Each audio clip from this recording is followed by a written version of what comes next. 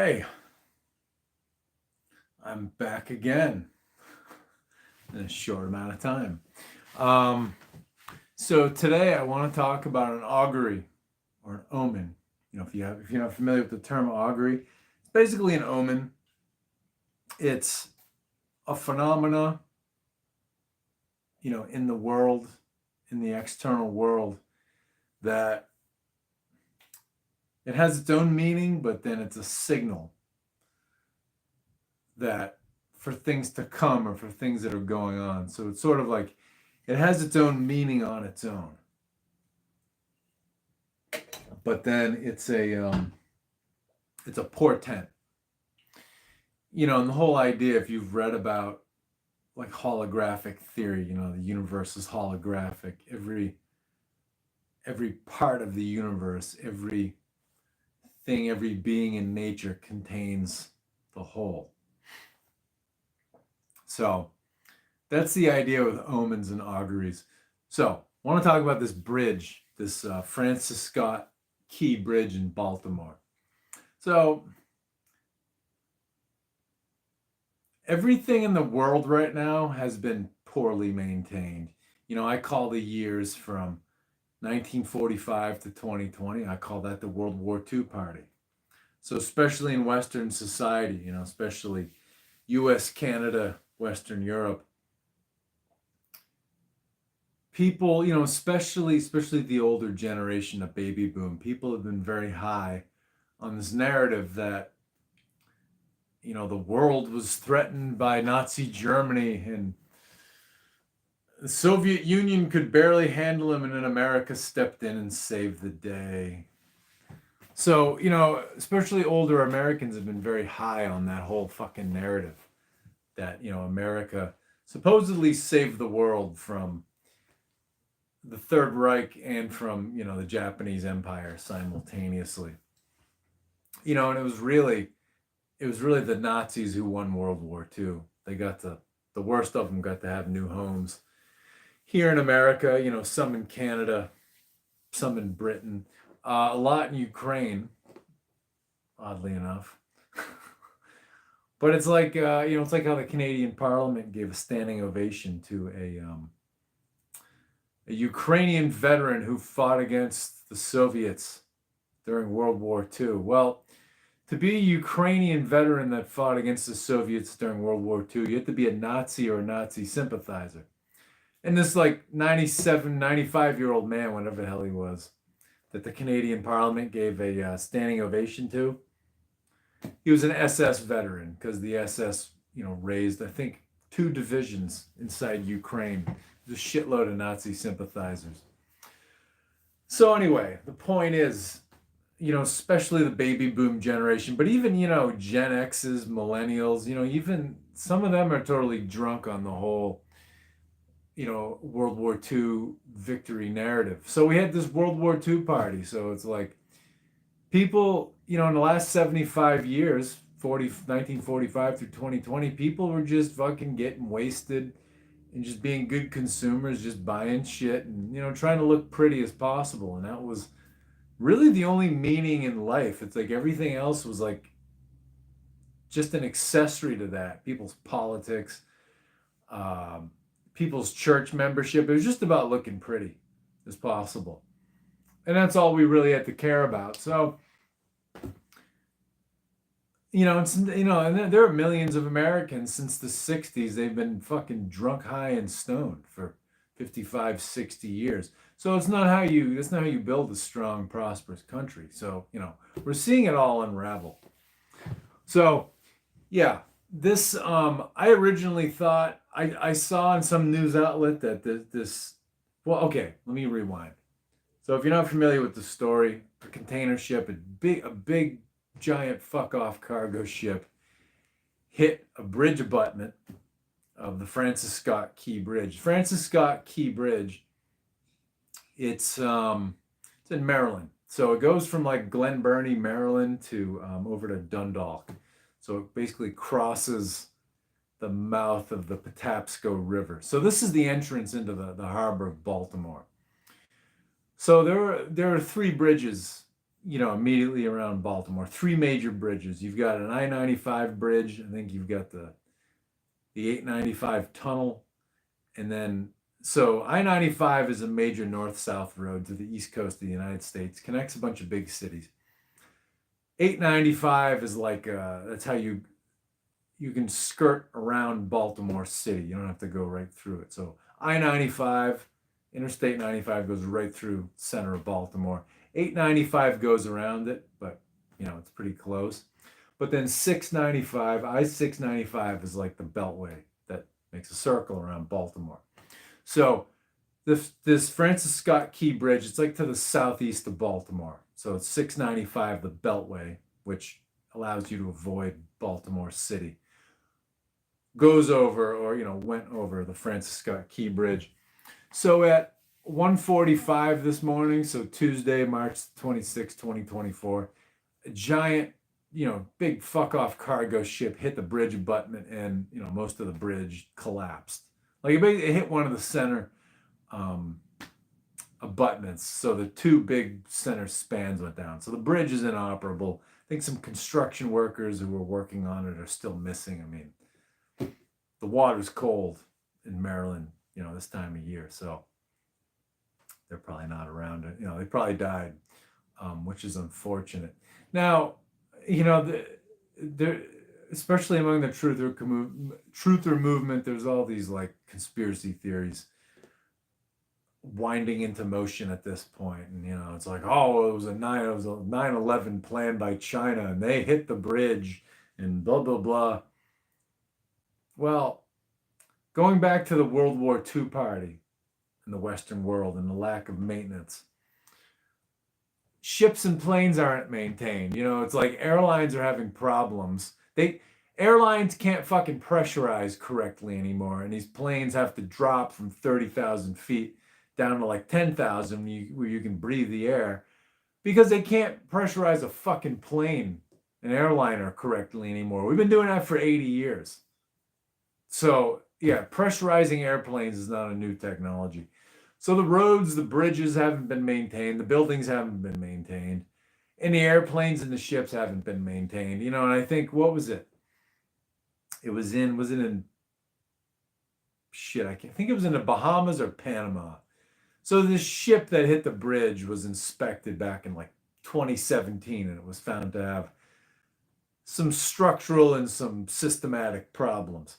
So anyway, what it appears happened was this ship lost steering. It lost power, it lost steering. If you lose power, you can't control the rudders, which steer a ship. So this thing veered into the bridge abutment and hit it. And yeah, it was on its way out of Baltimore Harbor. Initially, I thought it was a Chinese ship called the Genhua 13. I was looking at news outlets, and that's the ship I saw. I guess it turns out it was called the Dali, and it's Singapore flagged, like an Indian crew. I don't know. That's what I'm seeing now, but earlier on I was seeing that it was a Chinese ship. So who the hell knows? I think it was an accident. Incompetence is just through the roof in the world right now, because reality is literally melting and evaporating and falling apart, and people's minds are going with it.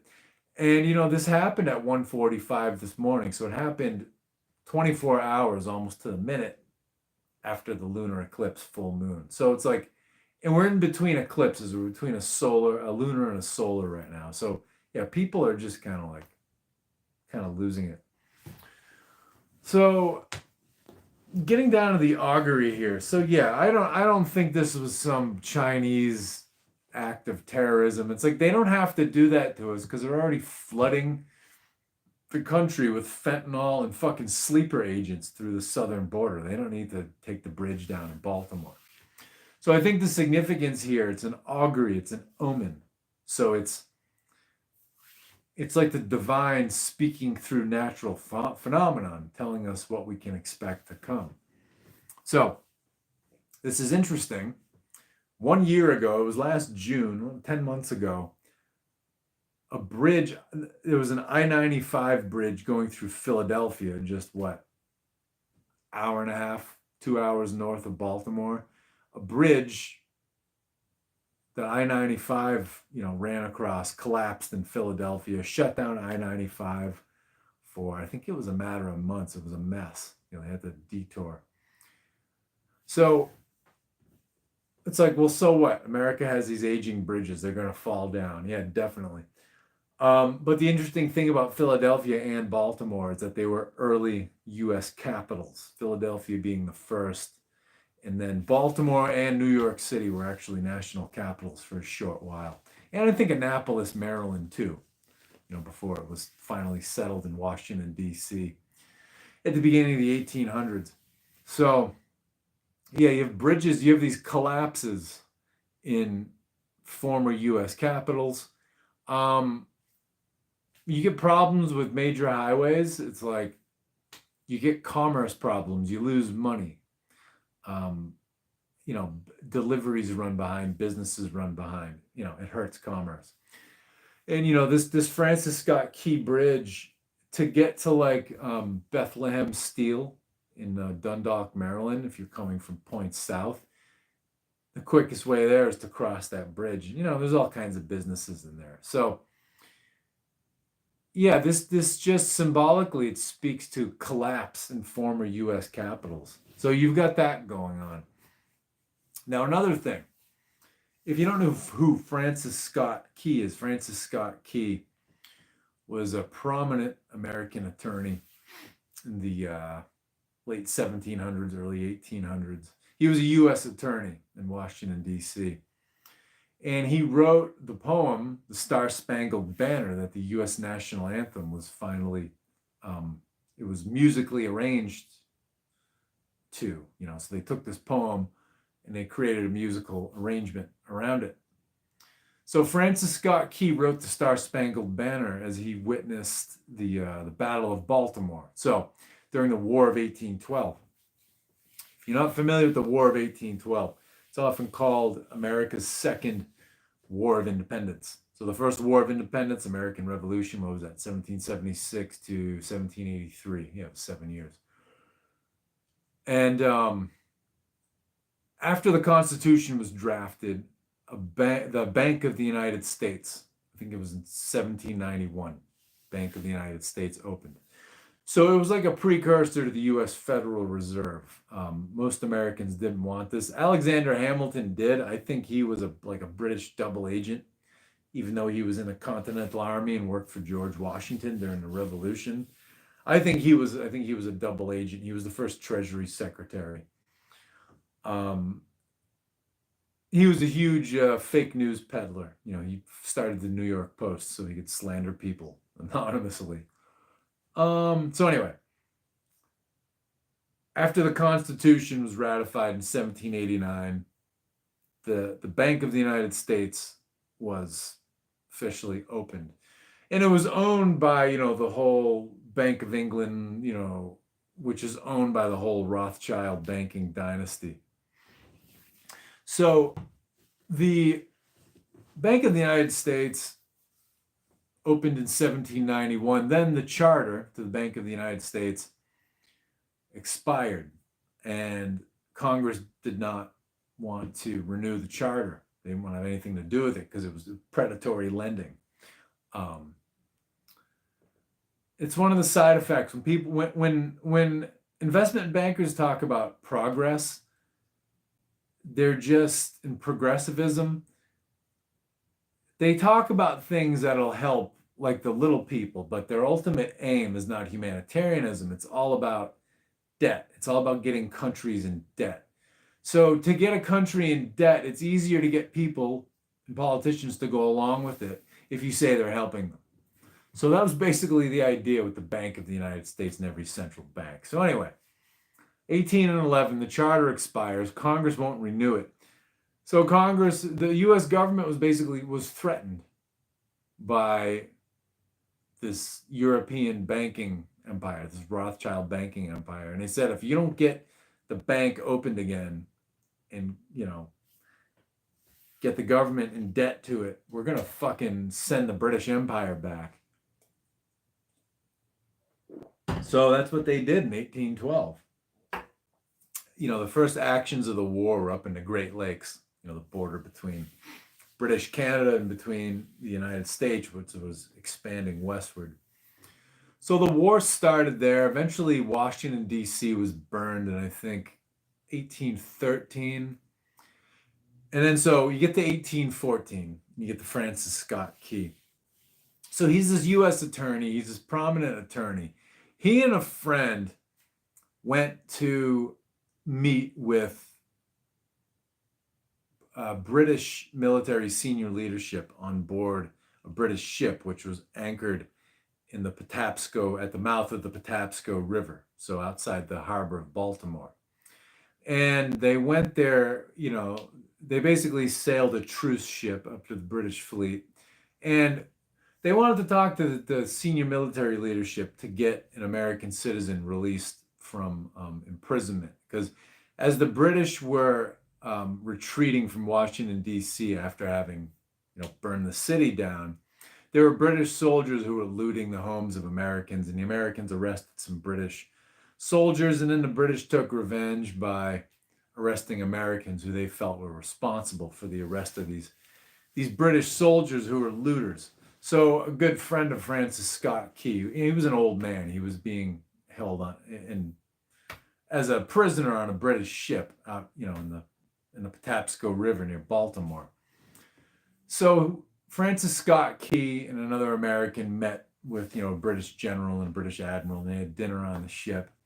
And they secured the release of this, this third American. But then the British said, well, you can't leave right now because we're getting ready to attack Baltimore, and you've seen our fleet and the size of our forces. It's a liability to let you go. You have to wait until after the battle.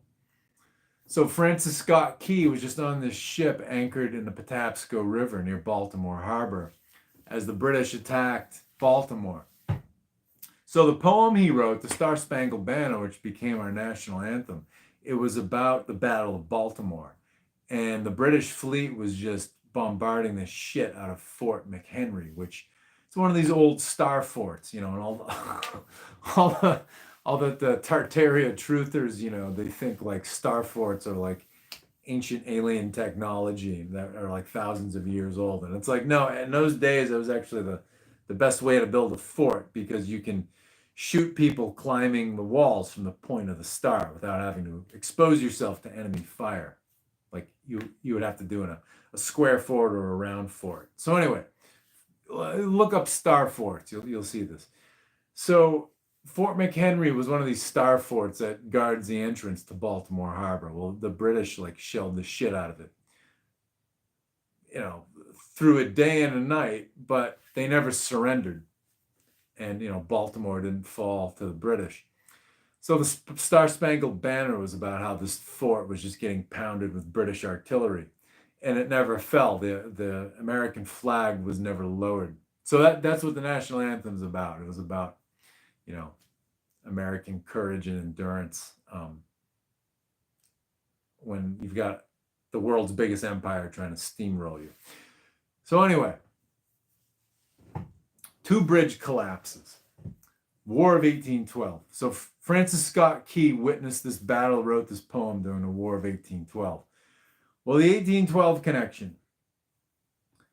On April 8th, in a couple weeks, we're going to have solar eclipse, sidereal Pisces.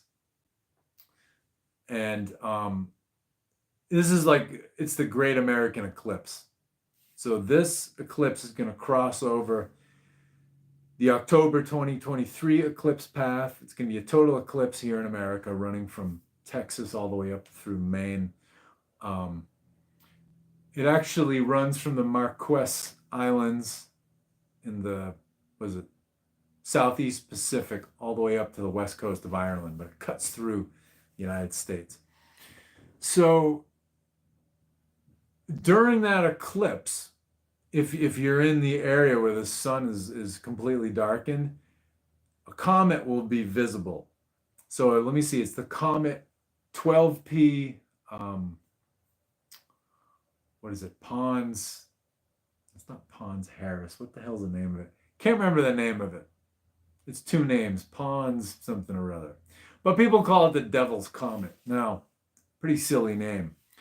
It has two tails because it's what's called a cryovolcanic comet. So it's like it's a frozen volcano, but when it comes near a heat source like a star, it starts exploding. So it has these two tails, and I guess you could argue it looks like a devil head if you look it up. I think it looks more like a cat's head, but whatever. So yeah, it looks like it has. Thank you for that. It looks like it has horns. Um, but it plays right into the super hardcore like Christian truther kind of like neurosis. Um, but the point is, when you want to look at comets for auguries and omens, if a comet has one nice single even tail, it's a good omen. When they have like two or more tails, it just means that there's chaos coming. It means that the status quo is going to take a hit or it's going to crumble. So it doesn't mean everyone's going to die and China's going to take the whole country over and blah, blah, blah, all the shit people tell you. So this comet was it was named and it was first, cataloged, first recorded by Western science in 1812. The ancients knew this comet came around every 70 years, but science in the Western world is only 200 years old. Everything older than 200 years, it's tinfoil hat conspiracy theory, or it's like ancient superstition. It just doesn't count. That's kind of how it works. So yeah, in 1812, the comet was first officially recognized. So it's like we have a slice of the War of 1812 coming back to us. And I think, what we're involved in the Third War of Independence. I think it started in 2020 at the very least, maybe a little earlier. So this comet that was first recognized in 1812 will be visible during this eclipse. And it goes through the country diagonally. So it's symbolizing dividing the country. And it also crosses over the 2017 eclipse. It's like in July 2017. It went southeast through the US. So it went from like Oregon or Washington down to like, the Carolinas or Georgia, was the path of it. So yeah, it just, the whole thing symbolizes, the divide of the country. It symbolizes the Third War of Independence. And another thing too that it symbolizes, it's another thing pointing to the end of the constituted United States. So America was born July 4th, 1776 with the Declaration of Independence. But then 13 years later, the constituted United States was established via the US Constitution in 1789 when it was ratified. The people who wrote and signed the Declaration of Independence refused to sign the Constitution. If you look in a law dictionary, the Constitution is a bankruptcy charter. So if a corporation, which, all countries are corporations just by legal necessity. So if a corporation goes bankrupt, but the creditors will not allow the debt to be dissolved, they're required to draft a constitution, which is a bankruptcy charter that stipulates how the debt will be paid back. So this happened. This is why there was a constitutional convention, because France lent a shitload of money to the young United States of America, the 13 states, to fight a war against the British Empire. And the French actually fought all the major land battles and most of the sea battles. They threw a lot of money at it. So the French were going bankrupt in the 1780s. The French monarchy was about to fall to these, corporate communist French revolutionaries. And so the Royal French Treasury sold America's war debt, because debt is an asset. They sold it to this Rothschild banking empire, which at that time already owned the Bank of England and the Bank of France. So, excuse me, they owned the Bank of England. They owned the Bank of France. shortly after they bought that debt, once the French monarchy fell in, what was that? 17, what was that? 1791, I think. So basically, yeah, when this war debt was bought by this Rothschild banking empire, which to a large part controlled the British Empire along with some other massive corporations, America basically lost its independence by 1789. It was sort of reined back in, not physically, but legally. So there was the Second War of Independence, which America was able to kick the British military out of North America, or at least out of, the United States again, not so much Canada.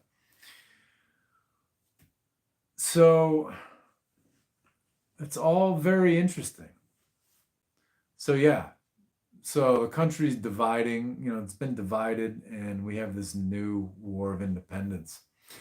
And we're getting flooded with an invading army across the southern border, even though they're not officially an army wearing uniforms. I guess their uniforms are all the shit they buy at the mall after the US government gives them a $2,000 a month debit card, and American citizens get shit. So yeah, it's fucking crazy. So it's like, it's like there's a big difference between the United States and America. America is a land, America is a people, it's not a well-developed culture, but it is a culture nonetheless.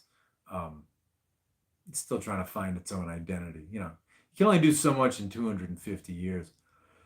So, but the United States is a corporation. It's really the only authority it has is like over DC, Puerto Rico, Guam. What's the other one? The Virgin Islands, but there's like this whole mafia coercion thing where it's been able to boss the states around, and bribe officials in states, because we're supposed to be, 100. We're supposed to be 50 independent countries, not 50 provinces of a nationalist empire. And if you want to see nationalism, it's when a president says, "Go get injected with the Jabberwocky," and everybody does it. That's fucking nationalism. So, yeah. So the whole point here, and I use the death card as the thumbnail because the constituted United States is basically dead, but America is not dead. There's a huge fucking difference. People at the end of America, it's like there's a distinction here. In the Declaration of Independence, you see United States of America written. It's lowercase u in United, lowercase s in States, capital A in America. So America's the country. United is an adjective. States is the subject, and America's the object. So America's the country. United, and then the word state, supposed to be in lowercase, describes the condition of America, the unity of these groups in America. So then when you see United States of America written in all capitals, capital U in United, capital S in States, capital A in America, that's a whole different thing. That's a corporate construct, and all three letters, all four letters, United States of America. That's the name of the corporation. So United States of America in capitals versus America is a completely different thing. So yeah, that corporation is pretty fucking close to defunct, highly bankrupt. The empire is falling apart. So yeah, so it's not like we're not all going to be under the rule of communist China in like 2 years. It's not that. It's just that our idea of America is going to change. The status quo is on the way out. So this is what this really signals. So and another interesting thing too, when the Constitutional Convention was going on in 1788, there were two eclipses that formed an X over America. The X met in Texas, just like what's happening now. So the October 2023 eclipse And then the April 2024 eclipse forms an X over Texas, just like in 1788. So these two pairs of eclipses separated by, what the hell is that? 230 something years. 36? Yeah. They're bookends. Between those bookends, that's when the United States of America Incorporated had its lifetime. And now it's over. So yeah, the collapsed bridges. If you remember John Fetterman during the Philadelphia one, where it sounded like he described Joe Biden as a collapsed bridge, which is probably kind of a subconscious Freudian slip. But these collapsed bridges are telling us it's like, yeah, it's the end. But that's okay, because we have the opportunity to go on to something bigger and better.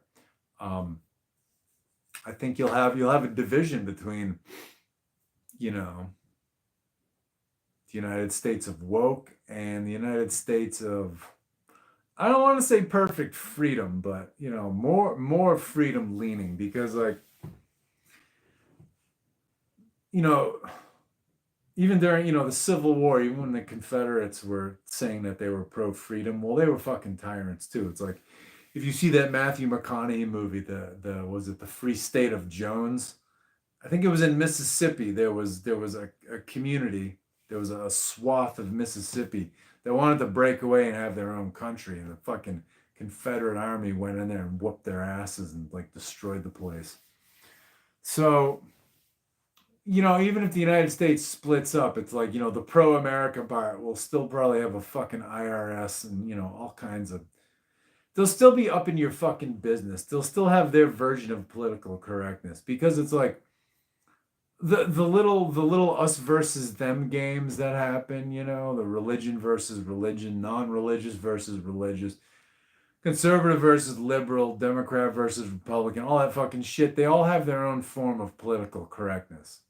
And they all get shit in their pants when you don't tell them what they want to hear and you don't affirm their version of political correctness. So yeah, I'll still have that shit to deal with, but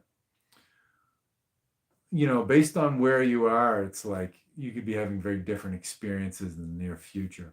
So yeah, so it had a good run, but we have to get on to something better. So that's that. I think that's everything I wanted to say about that. So thanks for tuning in. Have a good one.